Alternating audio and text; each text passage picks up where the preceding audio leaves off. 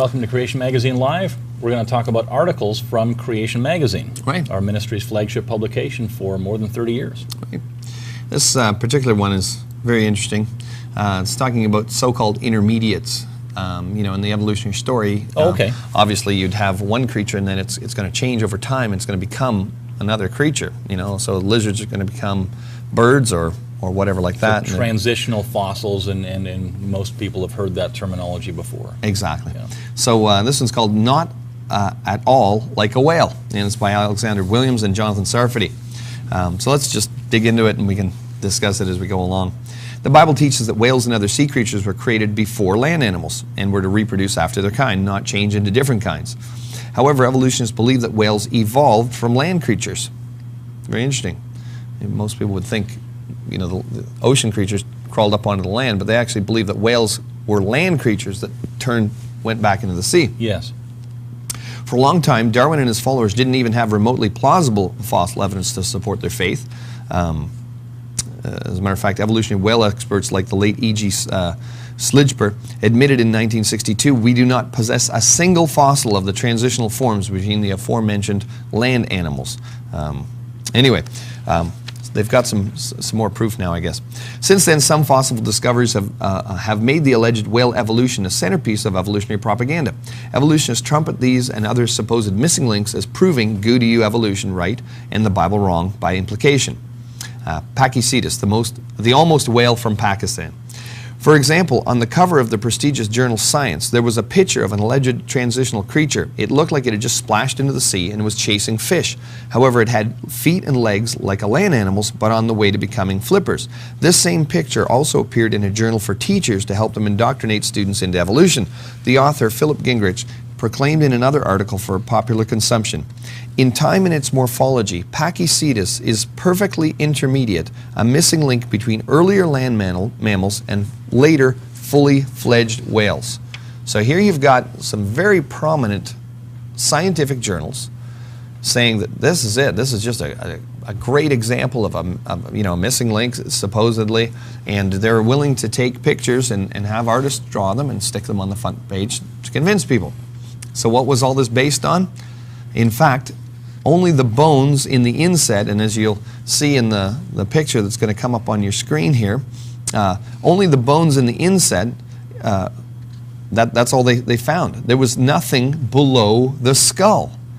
And it's even worse, only the stippled parts of the skull represent actual fossil evidence while the rest is reconstructed. So what you're seeing in the image here, just look at the darkened part, that's all they found. Nothing below the skull, and yet on the front cover of their magazine, they've got the whole creature. Full animal there. Full animal, what it's doing, how it's hunting, etc., etc. Wow. So how could they know what any of the body looked like below the skull?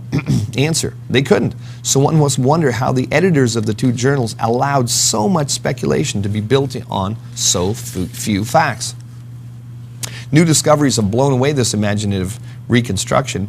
A prominent evolutionary whale expert, Thwison, and colleagues unearthed more bones of Pachycetus and published their work in the journal Nature. The commentary on this paper in the same issue says, all the postcranial bones indicate the Pachycetids were land mammals and indicate that the animals were runners with only their feet touching the ground. This is very different from Gingrich's picture of an animal right at home in the sea. Yes, it is. So it just seems like the evolutionists are sometimes so eager to bolster this concept of evolution, but it's based on fragmentary evidence. So you've had to create all sorts of elaborate things, and then later the more information comes along and it actually undermines them. But I wonder sometimes if many people just seeing the pictures and seeing the so-called evidence just think that... Yes, yes. And the danger there is the public perception of the support behind evolution. Right. Many school children would have been, and university students would have been taught, oh, here's the ancestor of whales. It's this cow-like creature that then wandered into the ocean and gradually developed flippers and what we associate with whales today. Yeah. And now it turns out new data is overturning that. Yeah. But what's the public perception? Are those students who've been taught that for many years going to be aware that, okay, well, this isn't happening anymore? Right. I mean, things like that have happened within the creationist community, within our research as well. Right. We used to think the lack of solar neutrinos from the sun is evidence that the sun is young, Right. that it could not last for billions of years.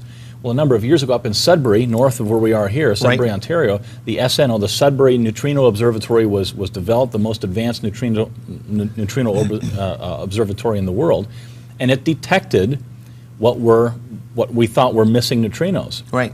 So the sun is emitting the right number of neutrinos in order for it to actually produce energy for a long, long time. So Right. that argument has fallen away, and we've tried our best to put that information out there. And that's why we've got and that. say that this is no longer a valid argument for a young sun. Right. We've even got a place on our website that says arguments we feel creationists shouldn't use, Right. because we don't want people using bad arguments or. Old arguments, new Yeah. data comes along, and so on. Yep. And here the evolutionists are doing the same thing, but what's the popular perception of that? Right. That's a concern. Well, it goes on and says, what can we learn from this? And really, that's the point of the article here. It's always important to check the original source of any claim. Often the popular reports go way beyond the actual evidence, which is not revealed. However, Gingrich was frank about what he actually found, and that's the thing. Sometimes, hey, we found these bones. It might be this, this, or this. Some journalist comes along and wants to write a good story. Well, he's got to write something that's going to be exciting for the general public, so you've got to beef it up, so to speak, right? There's other factors at play here as well. Yes. Yeah. We never have all the scientific data. New evidence comes in all the time. Missing link claims are usually based on fragments of bones. When more bones are discovered, the specimen turns out to be clearly one type of creature or another, not transitional at all. This reminds me of Lucy. You know, the famous Lucy fossil, and they found these bones, and then you go to the museum and you see Lucy standing there, you know, and she's this ape woman, and you look at her legs and her feet, and they're fully human feet, and this is supposed. They never found her feet.